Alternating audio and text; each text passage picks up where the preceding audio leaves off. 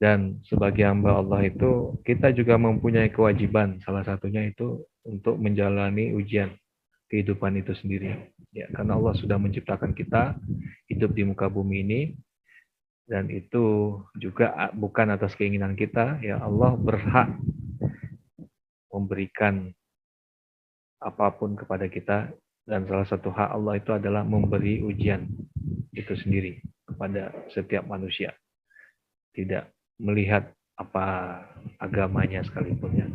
Tapi bagi orang Islam, ketika kita diciptakan oleh Allah ke muka bumi ini, diberikan kehidupan yang sifatnya sementara, yang mungkin kalau dikonversikan hanya 2 menit lebih 6 detik saja di dunia ini, kita mencoba mengingat kembali ya.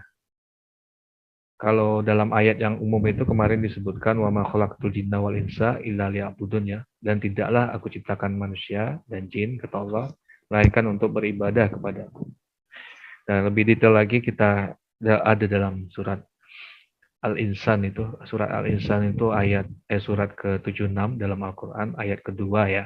Di sana Allah berfirman, "Inna khalaqatal insana min nutfatin amsya nabatahi wa ja'alnahu sami'an basira."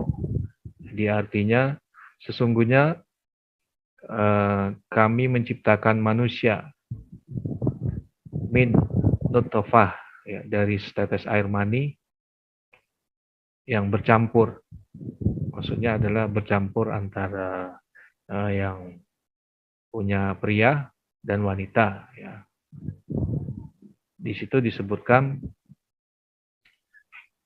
nabatalihi waja'alnahu amsyajin nabatalihi. Jadi dalam rangka untuk menguji manusia itu, manusia yang diciptakan dari status mani tadi ya. Waja'alnahu sami'an basiro.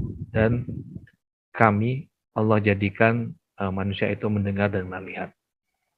Jadi dalam surat ini para ahli tafsir itu menyebutkan bahwa kehidupan sendiri itu adalah bentuk ujian bagi manusia ya, sebagai makhluk yang paling sempurna diciptakan oleh Allah. Nah, dari ayat ini disebutkan ujian itu apa? Ujian itu apa maksudnya?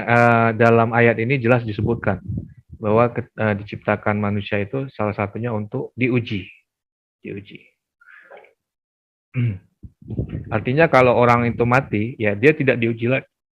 Sebagai orang hidup, kita ini hidup, maka sudah menjadi kewajiban bagi kita menjalani ujian. Nah, masalahnya kita tahu atau enggak hidup itu kita untuk diuji atau tidak. Nah, dalam sebuah ayat dalam Al-Quran juga lebih jelas lagi disebutkan apa saja jenis ujian itu. Selama ini mungkin kita mengetahui bahwa ujian itu adalah sesuatu yang sifatnya yang misalnya yang sulit-sulit gitu ya, yang kondisi sakit, gitu ya, kondisi sempit, ya itu kita anggap sebagai ujian. Tapi coba kita lihat dalam surat Al-Anbiya. Al-Anbiya itu surat 21 ya. Dalam ayat 35 boleh dibuka ya. Sudah hafal semua insyaallah. Kullu nafsin za'iqatul maut. Sesungguhnya setiap jiwa, setiap yang berjiwa, setiap yang mempunyai nyawa itu pasti akan merasakan mati. Ini pekan lalu juga disampaikan waktu saya ikut sholat Jumat, khutbahnya menyampaikannya. Kullu nafsin za'iqatul maut. Setiap yang berjawa itu pasti akan merasakan mati. Wa nabluukum bisyarri wal khairi fitnah. Ya. Dan kami, kata Allah, akan menguji kamu dengan keburukan dan kebaikan sebagai cobaan. Wa ilaina turja'un. Dan kepada kamilah kamu akan dikembalikan. Jadi dalam surat Al-Anbiya ini, ayat 35, Allah lebih mendetailkan apa bentuk ujian itu tadi. Jadi tujuan tadi diciptakan dari mani ya, jadi manusia itu untuk diuji. Lalu ujian itu apa saja? Ya, hanya ada dua. Dalam ayat ini disebutkan hanya ada dua, yaitu ujian berupa keburukan. Itu yang pertama. Atau yang kedua, ujian berupa kebaikan. Hanya dua itu aja ujian. Nah, kalau saya sebutkan tadi, kebanyakan kita mungkin memahami bahwa ujian itu hanya yang berupa keburukan, hanya berupa kesulitan. Misalnya sedang sakit ya. Kita kalau sakit itu sering kita kan kalau ditanya teman kita, ya saya lagi diuji ini sama Allah, diuji sakit COVID. Tapi kita yang nggak kena COVID itu pernah nggak kita ngomong, ini saya diuji sama Allah, ini nggak kena COVID. Kayaknya nggak pernah tuh. Saya sendiri juga nggak pernah. Nah, padahal jelas dalam ayat ini disebutkan setiap kita akan diuji dengan keburukan dan kebaikan. Ya, nah, ini menarik. Ya, para mufassir juga menyebutkan Allah terlebih dahulu menyebutkan ujian keburukan, baru setelahnya adalah ujian kebaikan. Urutannya juga gitu ya. Fa inna ma'al usri yusron, inna ma'al usri yusron. Sesungguhnya sesudah kesulitan itu ada kemudahan.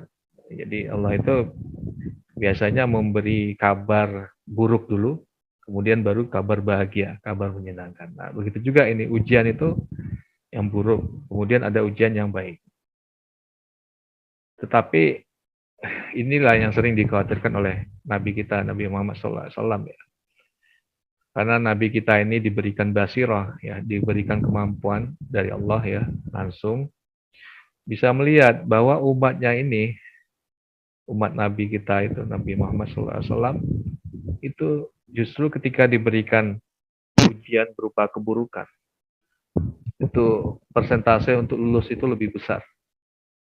Ya, diberikan sakit, ya semakin dekat dengan Allah ya. Nah, kita ingat kembali kemarin tentang bab beriman di tepi-tepi, beriman tidak totalitas ya. Itu salah satunya adalah tadi ketika diberikan nikmat dia jauh dari Allah. Sedangkan ketika diberikan kesempitan, kesakitan dia mendekat kepada Allah. Nah, itu kebanyakan ciri-ciri orang Islam itu kayak gitu. Yang beriman di tepi-tepi tadi ya. Nah, apa? Diindikasikan oleh Nabi kita juga seperti itu ya. Nabi kita itu sangat mengkhawatirkan dan itu ada dalam hadisnya. Gitu. Dalam hadis riwayat Muslim, riwayat Bukhari disebutkan seperti itu. Artinya dua bentuk ujian nikmat yang banyak manusia terperdaya dengannya yaitu kesehatan dan waktu luang. Ini Nabi kita yang mengatakan. Ya. Manusia itu banyak terperdaya dengan ujian berupa kesehatan, sehat, kondisi sehat, dan waktu luang. Ya. Berapa banyak kondisi kita ketika sehat, kita itu alfa artinya tidak dekat kepada Allah, buang-buang waktu gitu ya. Nah, waktu luang kita banyak, mungkin kita pakai lebih banyak untuk bersenang-senang, entah main game atau bertamasya atau apapun yang mungkin banyak yang kegiatan itu tidak bermanfaat bagi kita gitu ya. Nah, ini Nabi mengatakan seperti itu. Nabi sangat khawatir umatnya itu kalau dikasih ujian yang sulit itu lewat, gampang lewatnya gitu. Gampang lulusnya. Tapi kalau dikasih ujian sehat dan waktu luang, nah itu banyak nggak lolos. Ya kenapa sampai seperti itu? Karena memang kata Allah itu adalah sebenarnya sifat dasar dari manusia pada umumnya. Ya, Allah menyebutkan dalam surat Al-Adiyat juga udah kita hafal insyaallah ini ya. Al-Adiyat itu surat ke-100 ayat 6 ya. Innal insana li rabbihi lakanud. Daripada hafal ya. Sesungguhnya manusia itu sangat kufur kepada Robnya. Secara umum seperti itu. Sesungguhnya manusia itu sangat kufur kepada Robnya. Ya. Dan tidak terkecuali kita. Kadang-kadang kita merasa orang yang sudah mensyukuri nikmat Allah ya. Padahal sebenarnya apa yang kita lakukan itu ya, amal ibadah kita ya, sedekah kita ya, itu sebenarnya belum ada apa-apanya dibandingkan dengan kekufuran kita terhadap banyaknya nikmat Allah. Makanya dalam surah Ar-Rahman itu kan diulang-ulang tuh, fabi ayyi ala'i rabbikum tukadziban. Diulang-ulang kan sama Allah ya. Ya, karena saking banyaknya nikmat Allah, ya kita bernafas dengan oksigen, ya bagi yang kena COVID sesak nafas kemarin bahkan sampai meninggal baru merasakan gitu. Sebenarnya oksigen itu ya benar-benar nikmat Allah dan kita Dalam sehari mungkin kita nggak pernah mensyukuri kalau kita itu mendapatkan nikmat Allah berupa oksigen tadi, sehingga kita tetap sehat, tetap hidup. Ya, itu artinya memang secara alamiah yang disebutkan oleh Allah ini memang benar. Sungguh manusia itu sangat kufur kepada Rabb-nya. Sebagian besar gitu. Ya. Nah, ini kita mengingatkan kembali, saya sendiri juga. Jadi ketika manusia itu diuji dengan sakit ya, dia akan kembali kepada Rabb-nya, kepada Allah ya. Dia berdoa, merintih gitu ya. Eh, memelas-melas minta diberikan kesembuhan ya, kesehatan kembali oleh Allah ya. Lalu ketika dia sudah sehat, ya lalai gitu. Sibuk lagi dengan waktunya tadi yang waktu luangnya itu ya. Waktu luangnya itu dia sibuk dengan waktu luangnya. Lupa dengan Allah gitu ya. Dan akhirnya tidak menjalankan kewajiban yang pada waktu sakit itu dia eh, dekat sekali dengan Allah gitu, rajin sholat sunnah, rajin sholat tahajud, rajin berdoa ya. Tapi kalau udah sehat, ya ditinggalkan Allah gitu. Bahkan banyak orang yang diberi sehat itu dimanfaatkan untuk maksiat kepada Allah Subhanahu wa taala. Nauzubillah min dzalik. Nah, dalam surah Al-Adiyat tadi kan seperti itu menyebutkan. Lanjutannya juga seperti itu. Wa innahu ala dzalika syahid. Ya, sesungguhnya manusia itu akan tahu. Sesungguhnya manusia itu tahu kalau dirinya itu kufur. Kata Allah seperti itu. Ya. Taunya apa? Ya tadi setelah diberikan kesempitan tadi, sakit. Oh iya, kemarin-kemarin aku kemana aja ya. Sekarang baru saya sakit ya, baru ingat Allah ya. Saya sendiri aja juga sering merasa begitu gitu, malu, malu. Kok ketika kita sudah jatuh, sakit, segala macam, baru kita ingat Allah. Ya. Kadang-kadang kita sadar gitu, kalau kita itu kufur nikmat. Tapi ya sekali lagi, seolah-olah sudah banyak kita merasa bersyukur pada Allah. Ya kan? Allah, Allah dengan jelas menyebutkan gitu. Sebagian besar yang diri kita ini sebenarnya kufur. Dan sebaliknya Allah lebih menekankan lagi syukur kita itu sedikit. Dalam surah Al-Mulk itu jelas sekali disebutkan. Surah Al-Mulk ya, surat pertama dari juz 29. Qalilan ma tashkurun ya. Qalil sedikit itu. Qalilan ma tashkurun. Sedikit kali kamu bersyukur kepada Allah Subhanahu wa taala. Dalam surat Al-Mulk ayat 23. Ya, jadi benar kata Allah tadi dalam surah Al-Adiyat itu, yang ayat 100 tadi ya. Kita itu banyak kufurnya, saya sendiri juga banyak kufurnya. Makanya apa? Nah, disinilah maknanya bahkan seorang rasul sekalipun, seorang nabi sekalipun ya, Nabi Muhammad SAW itu setiap harinya itu minimal beliau itu beristighfar astagfirullahalazim itu minimal 70 kali.